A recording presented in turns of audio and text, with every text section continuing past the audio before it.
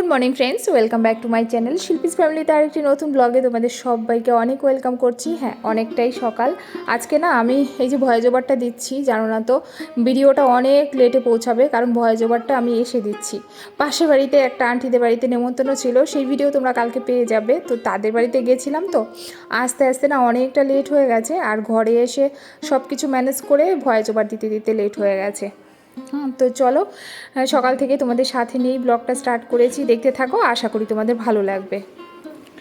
তো বেশ কয়েকদিন মানে অনেক কটা দিন আমরা এসছি। আজকে কতদিন হয়েছে, 3-4 দিন তো হবেই।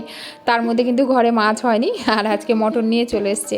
তো আজকে আমাদের ঘরে হবে মটন রান্না। তাও কি বলো তো, একদম মানে পাতলা ঝোল।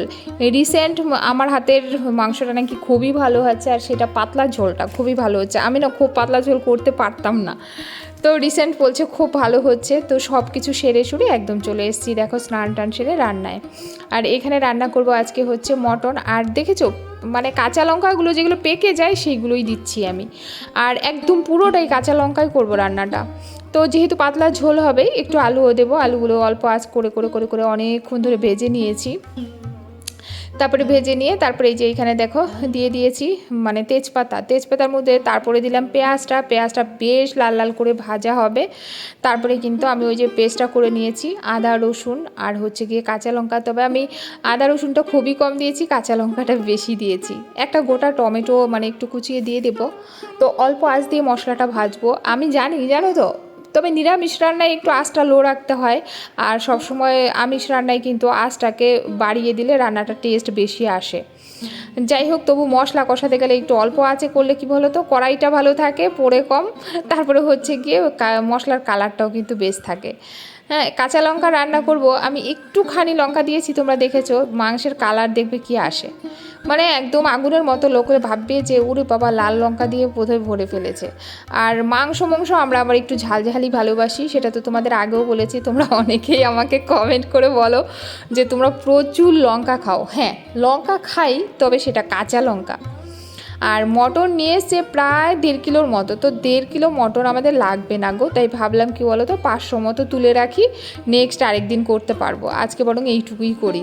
আর এই খাওয়া হতে হতে প্রায় 10টা-11টা বেজে যাবে, যেহেতু সব কাজ সেরে রান্না বসানো হয়েছে। এটা খেতে খেতেই 10টা-11টা বেজে যাবে। তারপরে দুপুরের খাওয়া অত খেতে চায় না। আর কি জানি এখন না খাওয়া দাওয়া অত যেন একেবারে মানে বেশি খাওয়া যায় না, যত টেস্টফুল খাবারই হোক। তবে নিরামিষ এই কদিন আমরা বেশ ভালো খেয়েছিলাম, জানো তো। যাই হোক, এবার খুব ভালো করে কষে নিয়ে তারপরে পরিমাণ মতো ঝোল দিয়ে দিয়েছি। আবার এনেছিল গৌতম একটুখানি চর্বি, বলছিল বড়া করে দিতে মেয়েকে। আমি আজকে দেবই না, আমি এইভাবে না মাংসের মধ্যে দিয়ে দিয়েছি। কেন পরে দিয়েছি সেটা তোমরা অনেকেই জানো, কারণ যদি এইভাবে কষে নিতাম তাহলে তেলটা কিন্তু গলে যেত। এই জন্য ঝোলের মধ্যে দিয়ে দিলাম, এবারে চিটি মেরে দিলে মাংসটা বেশ সেদ্ধ হয়ে যাবে। যাই হোক, এবারে কুকারের মধ্যে দিয়ে দেবো, কারণ আমরা না কুকারে মাংস না দিলে আমাদের কাছে একটু বেশি শক্ত লাগে। অনেকে বলে কুকারে মাংস দিলে নাকি টেস্ট থাকে না, তো জানি না, কিন্তু আমাদের তো মনে হয় ঠিকঠাকই আছে। কারণ একটু যদি সেদ্ধ না হয় মাংস তাহলে ভালো লাগে না। তবে আবার বেশি সেদ্ধ করলে কিন্তু খাসির মাংস টক হয়ে যায়, এটা জানি।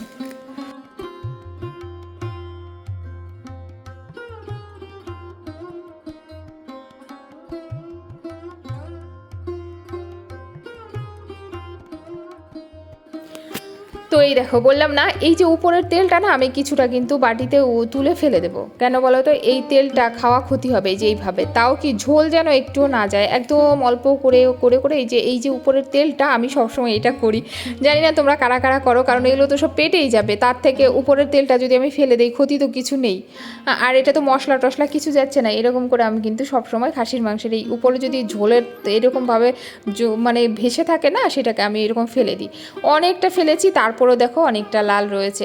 যাই হোক, এবার খেতে দিয়ে দিচ্ছি ছোট মেয়েকে আর গৌতমকে। বড় মেয়ে কিন্তু ঘরে নেই, বড় মেয়ে গেছে টিউশনিতে, ও আসলে পরে ওকে খাবারটা দেবো।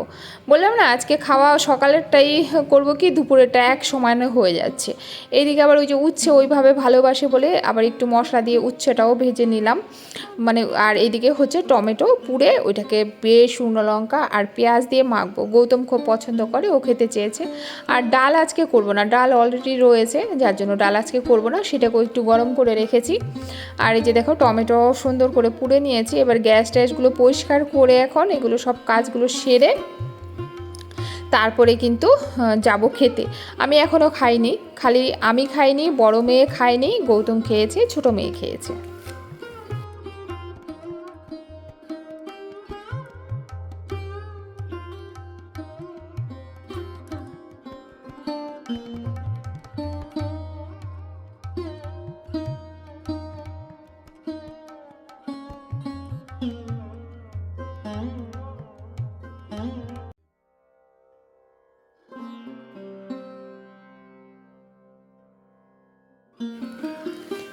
আর সমস্ত বাসন তো রান্নার সময় আমি অলরেডি মেজে ফেলি।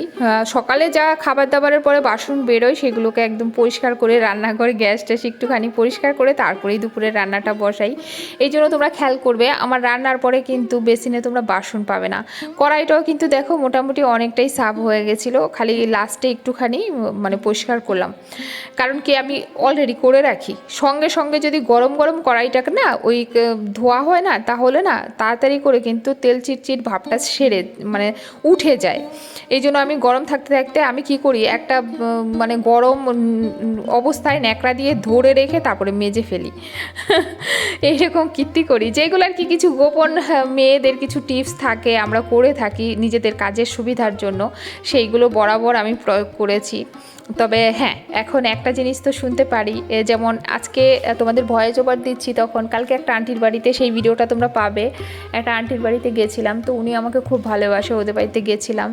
তো আন্টি সব সময় একটা কথাই বলে যে তুমি এত পরিশ্রম করো, এত ছোটাছুটি করো বলে আমরা সবাই ঘরে খুব বলি।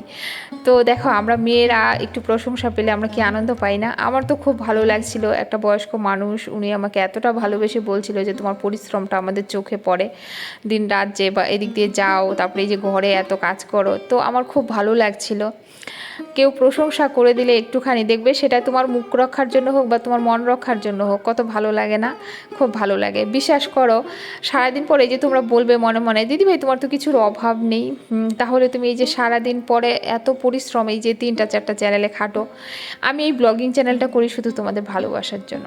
এই যে অফুরন্ত ভালোবাসা, এই যে আমার খেয়াল রাখা, আমার কেয়ার করা, আমাকে বলা শিল্পী এইভাবে করো না, শিল্পী এইভাবে করো, এটা ঠিক হবে, মানে কতটা কেয়ার করো, এই কেয়ারিংটা না আমি বরাবর সবার কাছে চেয়েছি। তবে সবার ভাগ্যে তো আর সব হয় না। হ্যাঁ, বাবা মা ভাই বোন যথেষ্ট ভালোবাসা দিয়েছে, ছেলে মেয়ে ভালোবাসে, আর কি চাই বলো। আর সব থেকে বড় কথা কি বলো তো, এই যে তোমরা এখন দেখছো না যে দিদিভাইয়ের ঘরটা এত সুন্দর, মানে তোমরা মনে মনে ভাবো যে কিছু দিদিভাইয়ের অভাব নেই, বিয়ের পরে কিন্তু এরকম ছিল না, এগুলো কিন্তু এখন হয়েছে, জানো তো। বিয়ের পরপর কিন্তু এতটা সুন্দর ছিল না। আমার ওই শ্বশুরের একটা, হ্যাঁ অবশ্যই পাকা ছাদই ছিল, থাকলেও কিন্তু সবাই সব ভাই বোনরা একটা বাড়ি একটা ঘরের মধ্যেই। আর লাস্ট পরে গিয়ে আমার এই তো আমি কতদিন হয়েছে, আমার বোধহয় 7-8 বছর হয়েছে এই ঘরটা হয়েছে, এরকম হতে পারে, আরও কম হলেও হতে পারে। তো এইগুলো যাই হোক, অবশ্যই গৌতম করেছে, সম্পূর্ণটাই ওর ক্রেডিট। আমরা মেয়েরা কি করতে পারি বলো, আমাদের ক্ষমতাই বা কী আছে, যোগ্যতাই বা কী আছে, নেই আমাদের। যাই হোক, জানি না কি বলতে কি বলে ফেলেছি আর কি বলেছি। এই যে একদম চলে এসেছি রাত্রে, আর রাত্রে আজকে করেছি পরোটা, আর দুপুরের মাংস ছিল, কেউ তো মাংস খাবে না, শুধু ঝোল আর আলুটাই দিয়েছি। আর ছোটো মেয়ে খেয়েছে ভাত, গৌতম খেয়েছে পরোটা, বড় মেয়ে খেয়েছে পরোটা, আর আমি খেয়েছি একটা পরোটা।